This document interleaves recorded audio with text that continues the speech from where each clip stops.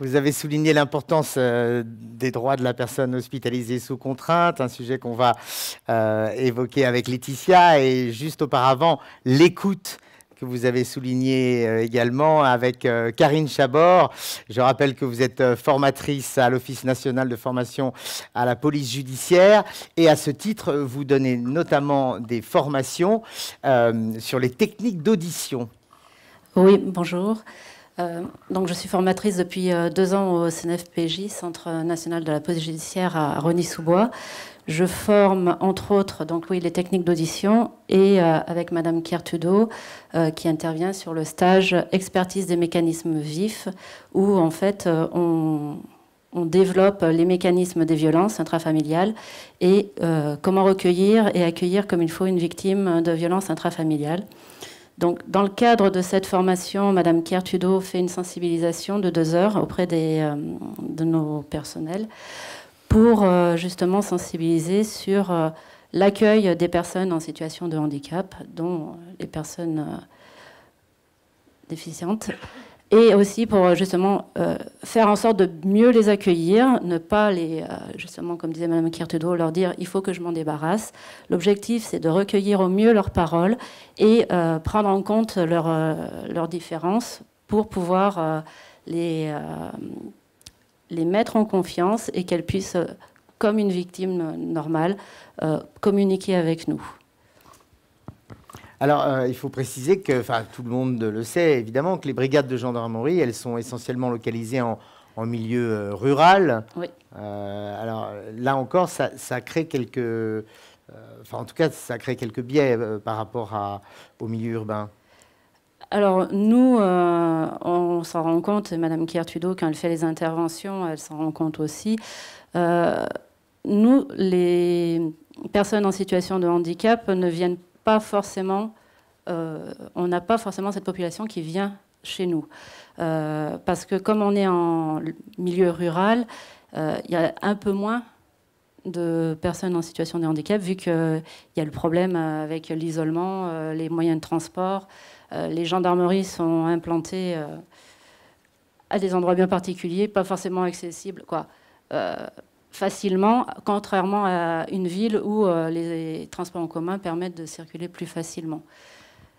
Mais nous, comme je vous l'avais dit, on a l'habitude, quand on nous appelle, qu'une personne ne peut pas se déplacer, de prendre notre ordinateur ou notre carnet de déclaration et d'aller au contact de la population peut-être plus facilement. Quel est le contenu de vos formations? Qu'est-ce que vous apprenez à vos stagiaires? Alors, on leur apprend déjà les mécanismes des violences intrafamiliales, avec pourquoi une victime de violence peut agir, nous paraître en décalage avec l'instant T. Ensuite, donc nous leur expliquons pourquoi cette victime peut venir aujourd'hui déposer plainte, retirer demain sa plainte et revenir encore dans quelques temps.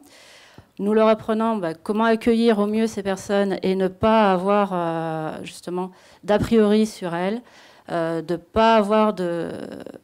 Alors, on préconise le respect de la personne, le non-jugement, le non-présupposé sur les affaires non plus, ni sur les personnes, et d'être à l'écoute et toujours dans le respect de la personne.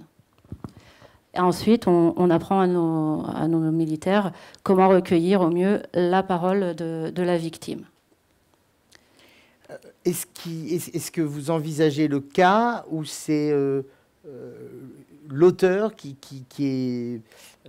est en proie à des troubles psy et pas forcément la victime? Alors, concernant les auteurs, quand on a entendu la victime et qu'on passe aux mises en cause, généralement en matière de violence intrafamiliale, il est placé en garde à vue.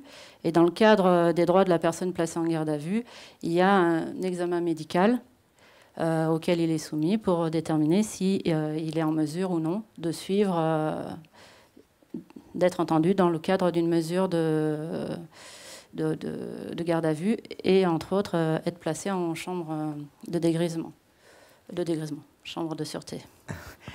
Quel est le retour de vos stagiaires après la formation? Qu'est-ce qu'ils vous en disent?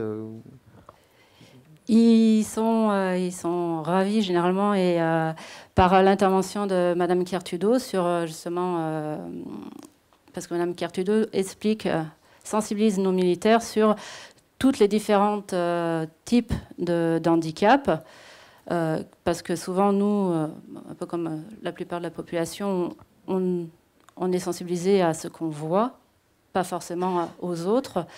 Et donc Madame Kertudo, justement, sensibilise sur toutes les différentes sortes de handicap et comment recevoir au mieux ces personnes en fonction de leur handicap.